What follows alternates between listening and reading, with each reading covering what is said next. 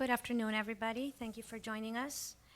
I'm Michelle Lagos, and I'm going to be introducing your speakers of this afternoon for you. The presentation for today is Recruiting and Retaining Hispanic Latino Students in Computer Science. And your speakers today are K.Peterson and Jacob Martinez. Let me tell you a little bit about both of them. K.Peterson, MED, is the Chief Executive Officer of the Ed Lab Group and has been active in education for over 20 years as a classroom teacher, university instructor, pre-service and in-service teacher educator, program administrator, and researcher. Currently, she is the principal investigator for the National Girls Collaborative Project's Sci Girls, a new national television series, the Computer Science Collaboration Project, and Bio-iTest, New Frontiers in Bioinformatics and Computational Biology, all of which are funded by the National Science Foundation. And we also have Jacob Martinez. MIST is a project director at Education Training Research Associates. He has more than 10 years' experience leading youth and community programs focusing on strategies for encouraging underserved communities to pursue higher education. He currently serves as the principal investigator for several NSF grants, including the Watson Tecnología Educación Comunidad TEC program, which is designed to test a face-to-face out-of-school youth IT education program and an intensive parent engagement and leadership component. So let me leave you with them and enjoy the session.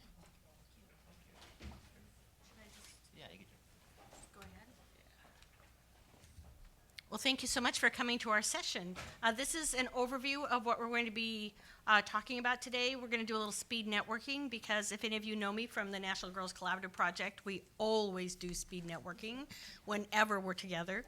We're going to give you an overview of Latinos in computer science and the Computer Science Collaboration Project. Talk a little bit about some exemplary practices that we've developed and identified via this project. They're in your packet. And how to apply them, and then we'll have time for questions and talk a little bit about additional resources. So, raise your hand if you had your birthday between January and today. Oh, that's pretty good. All right. So all of you, we're going to do the speed networking activity. You're going to be trees, and when I have you line up, you're not going to move. Other people are going to come to you and rotate around, but those of you who've had your birthday, you are going to be trees. So when I line you up, you're going to stand there, and what are you going to do? Nothing. You're going to stand there. Believe me, these instructions are really important. And you're going to share with each other your name and sort of your organization or your role. And think about what is it that you have to share? What are the resources that you have? And then what is it that you need to meet whatever your goals are? You're going to have 2 minutes each. So how much time do you have total to talk, the two of you? No, 2 minutes each. 4 minutes, right? And we're not going to stop at 2 minutes and say switch. So if your partner has a lot to share with you and you have a sense that you're running out of time, it's okay to say, my turn, it's my turn. And then we're going to have people move along. You might want to bring your business card. You might want to bring a pen. You might get a great idea or a contact. But this is an opportunity to maybe do some matching around your needs and resources. All right? So all of you, I think we're going to line up. I think we have enough people so we can just line up here. And, yeah, don't you think with the back to the screen? So the trees are going to stand with your back to the screen. So you can come up, and then everybody else find somebody you don't know, and I'll say go. And then at about 4 minutes, I'm going to flash the lights, and we're going to have the people that aren't trees are going to move to the next person. Right? So come on up. Remind them of the dates. January. Oh, if your birthday was between January and today, is anybody's birthday today? No, darn. All right. And we might need, how about somebody whose birthday is in August? Who has birthdays in Great, you come on up and add, and then the rest of you come on up and choose somebody and start sharing.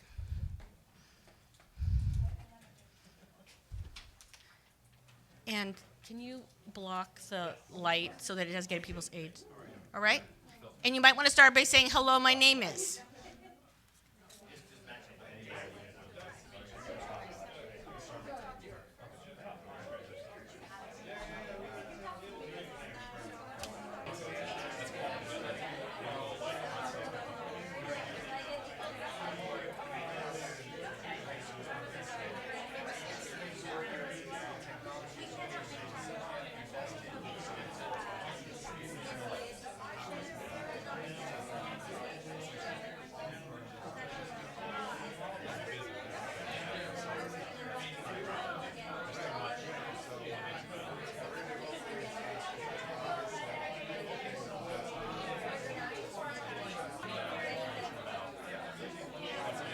Okay, at this point, all the trees are gonna stand where you're at, and everybody else is gonna move over one spot to your right. All right, thank you so much. Please return to your seats.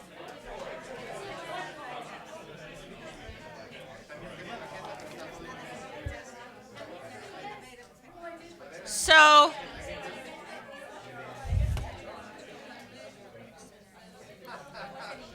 as you're returning to your seats, did anybody get their needs met?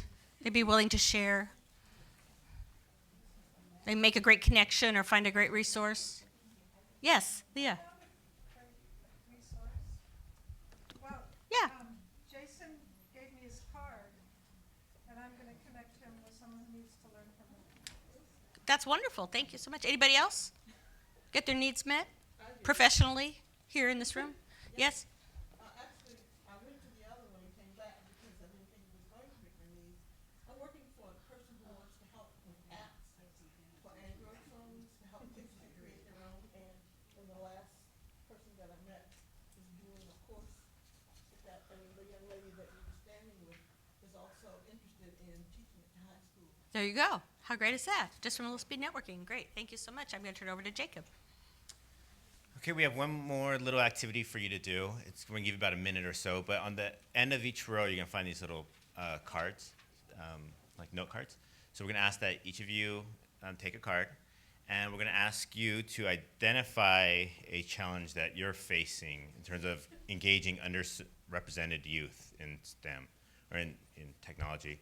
And underrepresented, we mean Latinos, African Americans, Native Americans, people with disabilities, women, just anybody who's not represented in like the broader CS world. And then when you're done with your challenge on the card, if you could pass them back to, and Karen will collect them.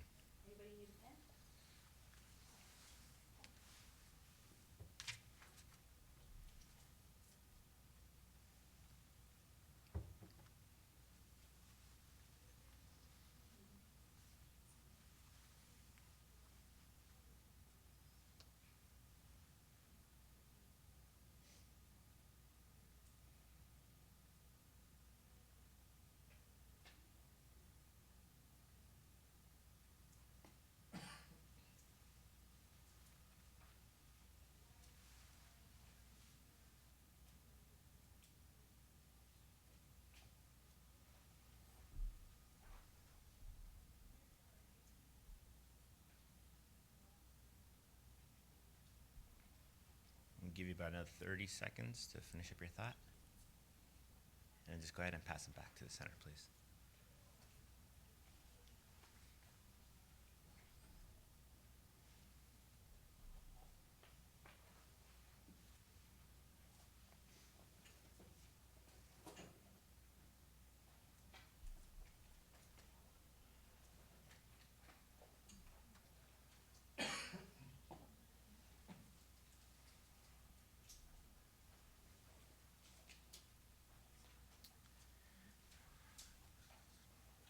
Alrighty, so we are here today talking specifically about Latinos and engaging Latinos in computer science and technology, more broader.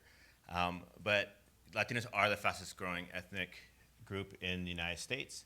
And what we're also seeing is that not only rapidly growing, they're also growing in communities that historically haven't had this population in the past. So we see populations arising in cities that don't have a lot of the resources or the infrastructure that are support or people to really support this growing community. If you look at the numbers across the board, Latinos are just really underrepresented in whether it's graduating from high school and pursuing CS, whether it's going into computer-related fields, engineering, computer science, just across the board, they're just very, very low. And not only does these, and it's right now the technology companies are really interested in engaging this demographic because they understand that this is a growing market for them, and so they really want to help develop products that are meeting the consumers of today and tomorrow. So tech companies are noticing this, and they're actively really trying to engage in getting more Latinos in CS. Also, Latinos generally in these communities we're generally looking at low-income communities with high rates of, whether it's high dropout rates, high rates of obesity, high teen pregnancy. So there's also a lot of there's economic reasons why we need to really focus and build this community, because it will have a true community impact on all these other health indicators. So it's an economic issue as well. So we're going to kind of go through today talking about what we have worked with, what I've been working with Karen on and some other people on, how to engage Latinos in identifying best practices. And so we're going to go through a series of, a lot of the resources are in your folder there. So we're going to be going through some of those, as well as just talking about the bigger, the computer science collaborative project that we have going with EdLab.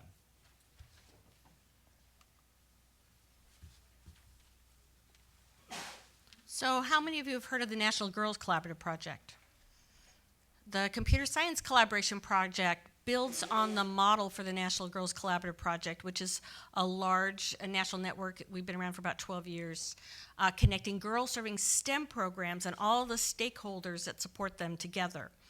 And what we did with the Computer Science Collaboration Project is we were actually asked by an NSF program officer if we could take the National Girls Collaborative Project, narrow the content from all of STEM just to computer science, and then look at all underrepresented groups, not just girls. And so the Computer Science Collaboration Project uses those elements that we've tested and used over the last 12 years, which are around identifying exemplary practices, bringing people together. As we did in the speed networking earlier, we think a lot about needs and resources because we feel that there's lots of great resources out there. We have to identify them and leverage them. And we've also found that everybody has resources. I'm always surprised when somebody that works at a university says we have no resources. It's like, you have a facility, you have students, you have lots of great content. So sometimes it just takes some time to help people think about what they have to share. And I think many of you here at this conference, you're great collaborators, so I'm probably sort of preaching to the choir, but these are some reasons about, why collaboration can really help us meet our goals. There's so many uncoordinated services, and by collaborating, we can do a little more coordination. It reduces isolation. One of the reasons that we started the National Girls Collaborative Project, and a really key element for the Computer Science Collaboration Project, is that we find many people doing this work are isolated. They're working so hard that they don't have time to join their community, and so working with others can help to reduce that isolation and increase their access to scarce resources. And it also strengthens the relationships between organizations. I think especially right now, we find that it's hard to do anything all by yourself, so if you can have some great partnerships, you can leverage each other's resources and do more together. It increases the capacity to provide more effective opportunities, and often when organizations work together, they have better outcomes. So this is our project overview. Again, as I mentioned, we're primarily focused on K-12, bringing computer science organizations together and those that care about this issue. And our goals are around creating collaborations, maximizing access to shared resources, and strengthening the capacity. And if you go to our website, you'll see that we have this thing called the program directory. You should all be in the program directory, so you might want to go there and enter your information. It's sort of like a match.com, right? So you enter in your information, or you can search by zip code and look for programs that say they want to collaborate or that they have certain things that you're looking for. Right now, there are 200 programs serving over 150,000 youth in that program directory. We've had 10 webinars through this project. We do a quarterly newsletter, and we're going to invite you to give us your email information if you'd like to be on that newsletter. Has anybody received that newsletter already who's in the room? Great. We've had 14 mini grant projects, and we produced these exemplary practices that we're talking about today and that you have in your folders. And these are some of the mini grant projects that the leadership team for serving Hispanic Latino youth approved. And it's just a sample of them. You can go on the website and read more about their specific projects. And they're all complete. They did a webinar where they each spoke about some of the outcomes of their projects. It's a really good example of using exemplary practices across the United States. So we have a fairly rigorous evaluation, and we're right now working on our final report. This project actually ends in the fall. However, we're seeking additional funding because we've had so much interest in it. So we're not acting like it's ending. And what we found so far is that those participants and programs that are involved in the computer science collaboration project really have a greater knowledge of programs and exemplary practices and the issues that are related to underrepresented youth in CS. And when they increase their collaboration, they actually experience benefits, such as they became more efficient, more effective, they felt less isolated, and they were actually able to serve more youth, underrepresented youth. And many of our annual survey respondents, and those are everybody that's in the program directory or receives our newsletter as part of the project, they were able to apply exemplary practices to their work. Okay, now I'm going to turn it back over to Jacob. So I'm the director of a project called Watsonville Tech. Watsonville is a community out along the Monterey Bay, south of Santa Cruz and north of Monterey. It's predominantly an agricultural community, known for two things. I don't know if has anybody heard of Watsonville? And what are they known for? Vegetable, That's Castroville. strawberries. Strawberries, and there's one more thing no, that's Gilroy. All right, that's Castroville. Martinez is from Watsonville. It's Martinez. So it's still pretty standard. A lot of people don't know that, but yeah, Martinez is in Watsonville. But so Watsonville is, as you can tell, probably surrounded by a lot of agricultural communities. It is an agricultural community, about 85% Latino community, and very, very low income. We got a grant 7 years ago from the National Science Foundation to do a program we called the Girl Game Company at the time. It was a 3-year project focusing on middle school girls and trying to get them interested into pursuing CS. So these girls, over 7 years ago, started with us at 6th grade. And there's 40 of them that graduated to that first cohort. 14 of them were still involved in our program as seniors last year. And all 14 went off to college. And so those 14 stuck with us over 7 years. And so when we started this program 7 years ago, trying to engage middle school girls, and they had to commit for a year and a half, which was a nightmare because they were all committed for the first month, and then they made a volleyball team or something, So that was 7 years ago. 4 years ago, we actually, that grant ended and we resubmitted. We got another grant to create Watsonville Tech. And Tech is actually pretty cool because it translates perfectly in English and Spanish. So it stands for Technology, Education, and Community. With this expansion, we took a lot of lessons learned from the Girl Game Company, and we noticed that Latino boys, are also in major need of computer science. And also, what we saw was when girls were in our program, the minute they left our program, their interest declined dramatically. And so there was really we were their support, the program was their support. So the minute that they left, their interest declined. So Watsonville Tech now is not so much focused on the CS curriculum. We feel that we could, there's tons of great curriculum out there we could plop into the classrooms. What we're really, really focused on is how do you really build a network of support around the youth so that the community is supporting them, their homes are supporting them. And we're even looking at county-wide. So how does a county bring jobs, create jobs, so these youth, when they go off to college, come back and have jobs waiting for them and to contribute to their own community. So we've actually expanded quite a bit and are doing a lot more community and economic development with this project.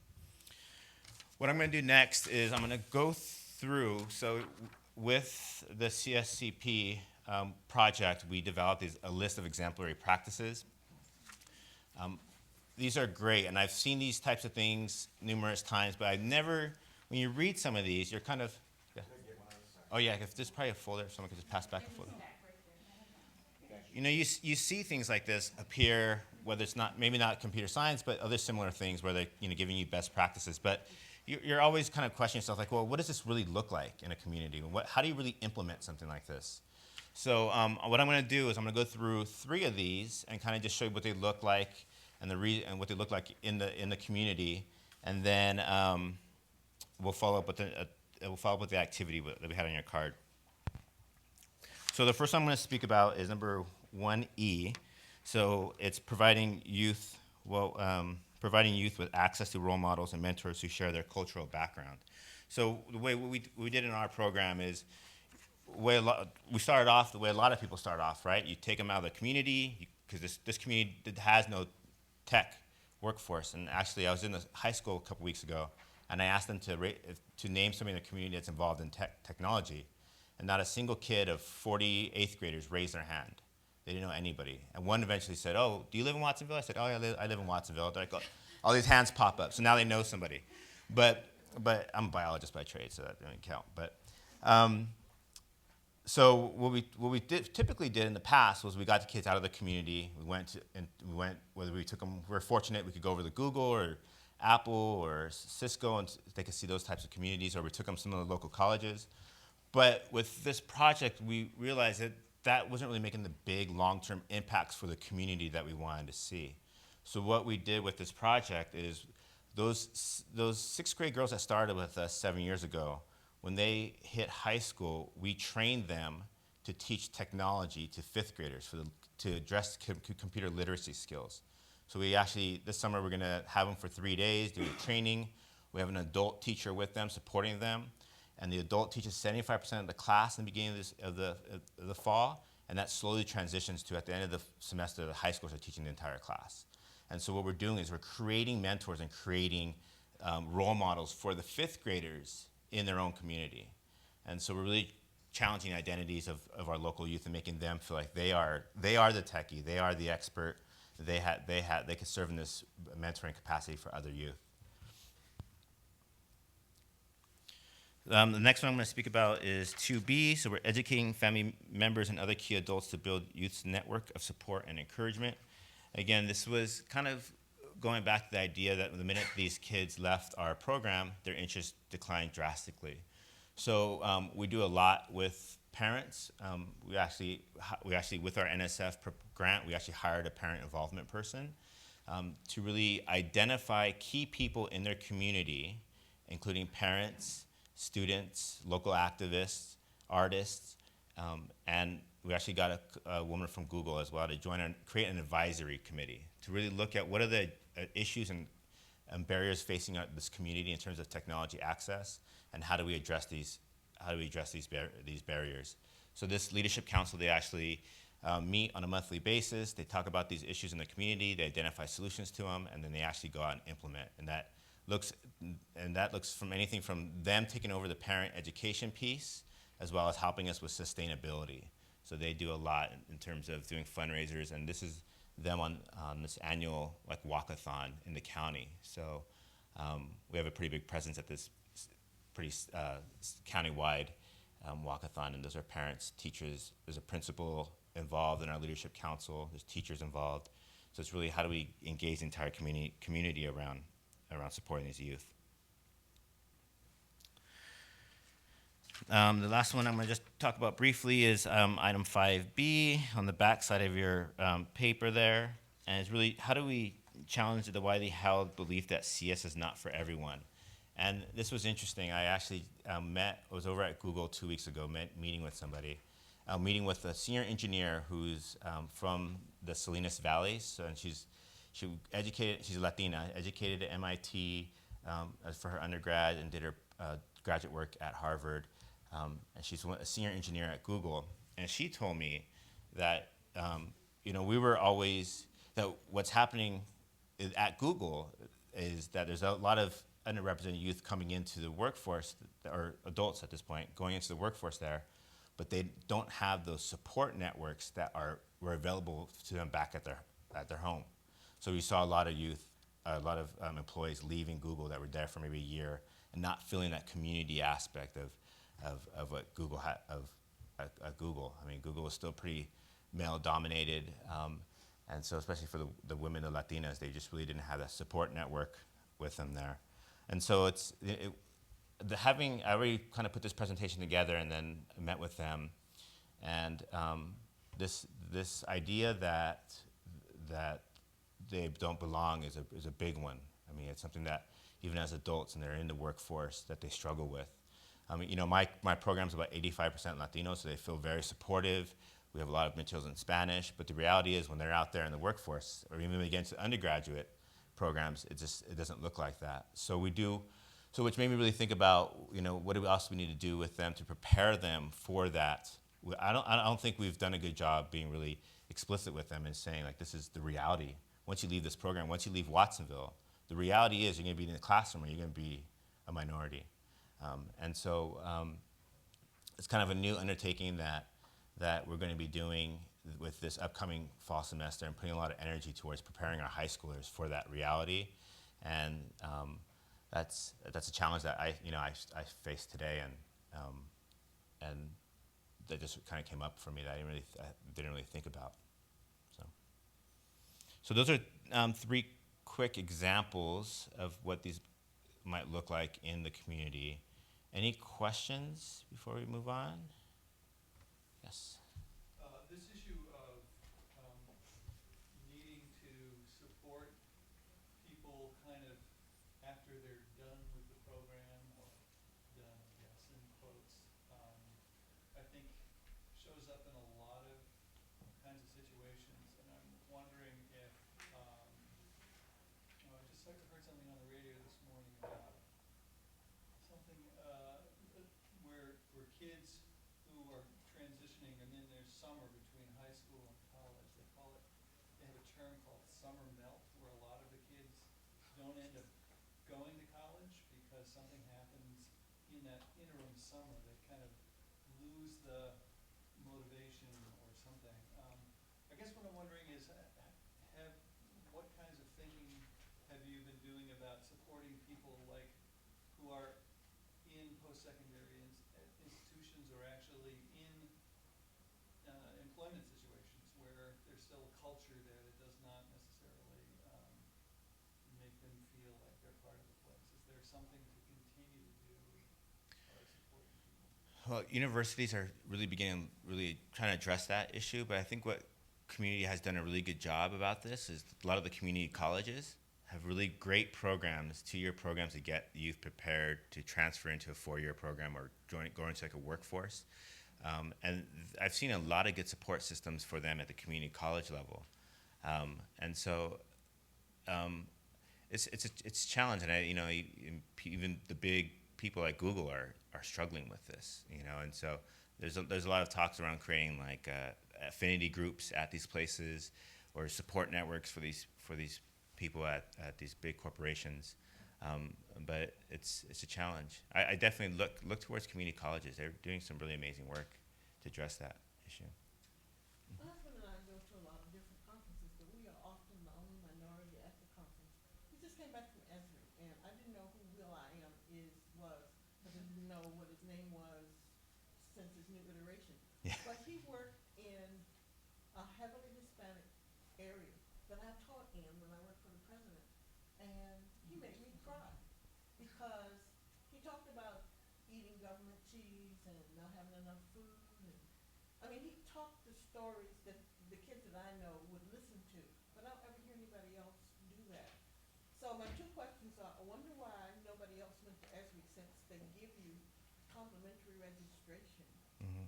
And then the second thing is, why don't we hear these stories from other people? Or why do you think they don't tell the story? From other professionals, or I know about the guy from University of Houston, but he's a PhD. Little kids, that doesn't mean anything. Right. He said, Will I Am, and you talk about your neighborhood and what you ate and what you did, and then you teach some science. I think that resonates a little easier. Yeah. I just think, and I don't know if you want to add anything, Karen. Feel free to jump in, but we're just not present. Even through the professional pipeline. I'm, even looking at all the way up to writing these proposals and writing these grants. There's very few underserved people actually taking the lead on some of these things, and I think that's just goes back historically for just a lot of challenges that people have faced. The But grant thing is easy to explain, because I've sat in on when they look at those grants. You have to have connections and networks and people, and right, it's almost impossible. right. It's small. I don't know how you did it, but It's networking, and again, that's actually what a component of our project is, teaching our youth how to network, because but through networking and through collaboration, that's when you get a lot of those support networks established, through just people and going out there and So then how do we let the people who have, the big computer science project, supercomputing, they had a hard time finding teachers. How do we let Esri, how do we integrate these people in here with those big groups? yeah. Karen? Well, I do look at me. I'm actually starting to work on a project with Esri, and they're really open to that. I didn't get to go to the conference this year. I think I was at ISTE or something else, but I think it's exactly what we have to do is work with some of these really large organizations and raise awareness. And I want to say that I think the power of storytelling is amazing, and I wish that we told more stories because I think that really makes a difference as opposed to providing information. So I think let's talk more about this after. Okay. I think we have one more question, and then And that's related to what you both said, because I think that the lesson to professionals, I mean, if you're gonna have somebody into your classroom or whatever, is to tell them to not present themselves as a perfect person, because that's what the kids are gonna see. You know, this perfect person, and I could never be that person, right? But to tell them, to tell the kids things like, hey, I'm a high school dropout, yeah. but I did get a PhD, some, you know, things like that. So I experienced adversity and I overcame it. Right? Excellent. You know, So how the you power kept of role working models. at it. Yeah. Excellent. So at this point, if we hold on to your question for a second, we're going to go into our second part of our activity that we started with those note cards. What we're going to ask you to do is Karen's going to pass out, Action plan. yeah, and the card. And on these, you're going to get in small groups. You're going to get a card, and then you're going to look at identifying. There's going to be a problem, a challenge that they're facing on the card, and you're going to look at an exemplary practice and come up with an idea that your team have around how you would address that problem and what practice you would use.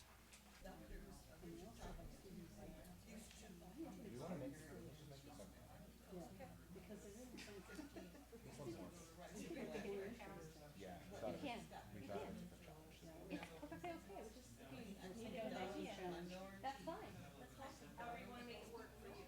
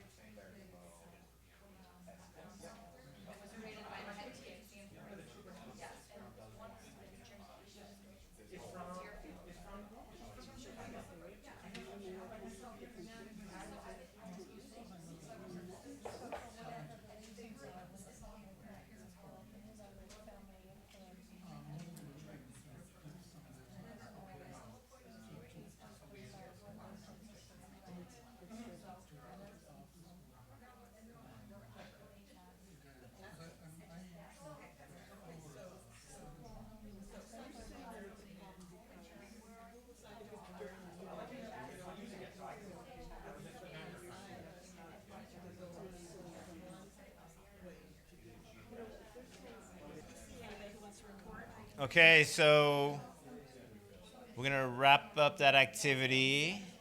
So wrap up your conversations. Is there any group or one or two groups that would like to present their issue and how their team plans to address it? Any volunteers? One group, two group?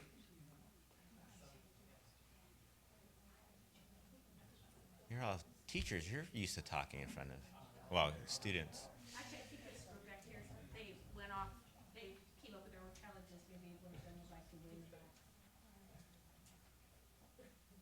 Any groups? Just one or two groups? Roll. Oh, we got a volunteer over there. Oh, do we? They'll roll. Okay, good. Thank you. I should read off what's here first, right? Yes. Alright. I have difficulty convincing students from underrepresented groups that they are capable enough to do well in computer science classes. So, We had a couple of sort of solutions. I guess I'll let the members sort of elaborate on their particular solutions if they want. I'll start first. I thought it might be a good idea to, I'm thinking from a middle school to high school level. If you have high school students who don't want to take a computer science class, maybe somewhere in the middle school level they can be exposed to an after-school club, so that's kind of fun, like Lego robotics. And may give them that exposure where they may actually enjoy what they're doing, have a little confidence maybe using software or building with Lego blocks, and then when they get to high school, computer science may seem more of a viable option. excellent. Good, good. Is there anybody else from that group that had another idea? One other person, I believe you mentioned also changing the name of computer science. Not the field. The name computer science can be intimidating to a lot of people. Oh, science, that's not me. Yeah. If it was something like Introduction to Computer or something else or whatever. I mean, I'm not an expert in trying to rename courses, but that might be something better. I think Computer marketing, science. thinking about marketing was really important. I know we do this underwater Lego robotics, and we call it Project Splash. It's not called robotics, right? So I think marketing sometimes is really important. That's a great idea. Yeah. Anybody else want to answer that? Can I say something I didn't get to mention? Also, some people have incorporated the arts into the computer activity, so it's a mix. And again, it unfortunately disguises simply doing computer science. Nice. That's good. And one comment real quick about the marketing part of it. Our program our name's in Spanish, right? So it translates perfectly in English, but when we market out there to this community, we put it in their language that they're most comfortable with. So, okay. Any other group? The challenge that we got was not enough opportunities to show good role models. So one frame that could be applied is number 5, addressing the image of computer science. And so I think our group really talked about practical, in practice ideas. So one thing that came up was on the local level, Scientific America has a directory, and you can create a profile that knows your location, and then you can actually search for scientists who have volunteered to come into schools and speak to students.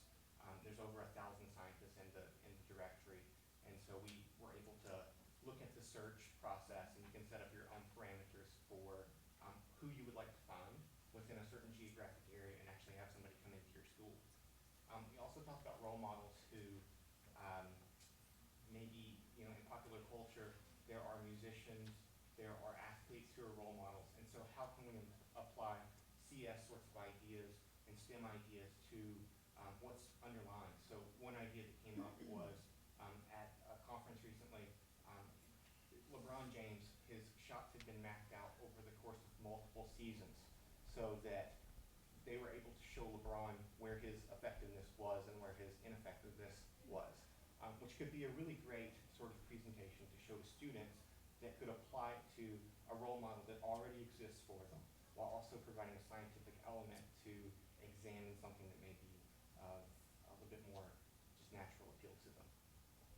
Excellent. Thank you. And one more. Dr. Richard Tapia started as a gardener in Houston, and he told people when he was about 15 or 14 he was going to go to Rice, and they laughed at him. And he got the Presidential Medal for physics. But he has lowrider cars. And so what he did was to use elements of the culture to attract kids to come and talk to him, and then bring them into the thinking about computer science. Absolutely. That's great. It's a great idea. All right. We're ready to. Did, okay. Yeah, go ahead. So here's some additional resources, and you have a copy of our presentation, and we've uploaded it onto the CSTA site. Also, the exemplary practices are available on our website in PDF, and there's a longer version that has all of the references.